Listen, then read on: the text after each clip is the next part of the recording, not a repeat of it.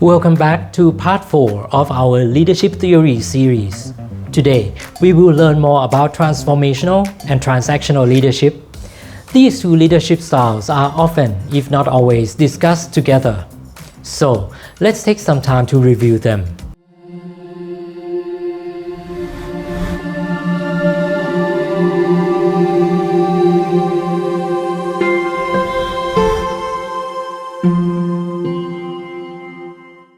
Transformational and transactional leadership were first introduced by Downton in 1973, developed by Burns in 1978, and further refined by Bass in 1985.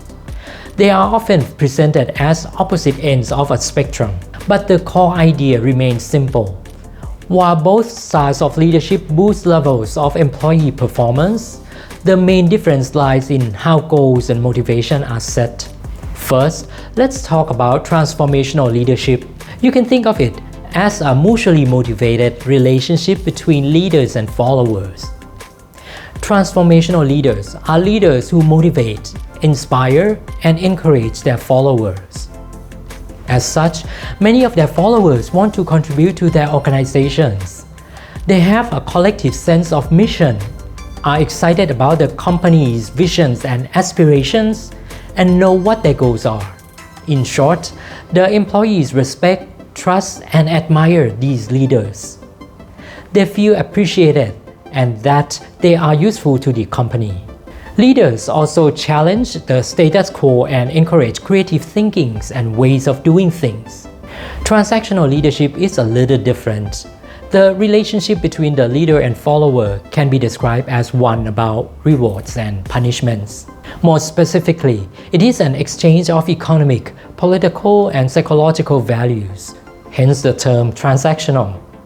You can imagine it as a relationship where you take some and you give some. This is a negotiated process that involves agreed upon rewards once certain goals are met. Leaders are usually focused on clarifying roles and accomplishing goals based on certain rewards. Unlike transformational leadership, leaders with transactional leadership do not often or never involve their employees in decision-making processes. Instead, it is merely about rewarding those who do well and punishing those who don't.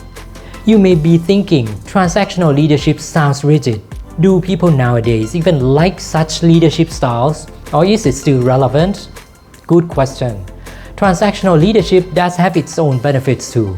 According to social exchange theory, voluntary actions of individuals are motivated by the returns they get from others. This means that followers of transactional leaders are motivated extrinsically to do better.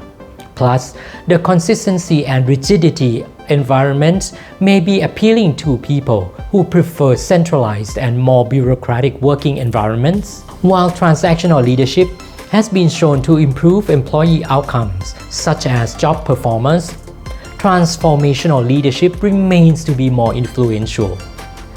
For example, a 2016 study examined employees' entrepreneurial behavior in knowledge-intensive industry.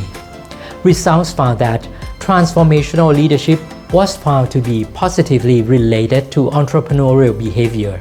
A word of caution: avoid seeing transformational and transactional leadership as either-or leadership styles. Often, leaders may adopt a mix of both, depending on several factors. As mentioned, this is a spectrum, not a dichotomy. Now, ask yourself if you are more prone towards transactional or transformational leadership.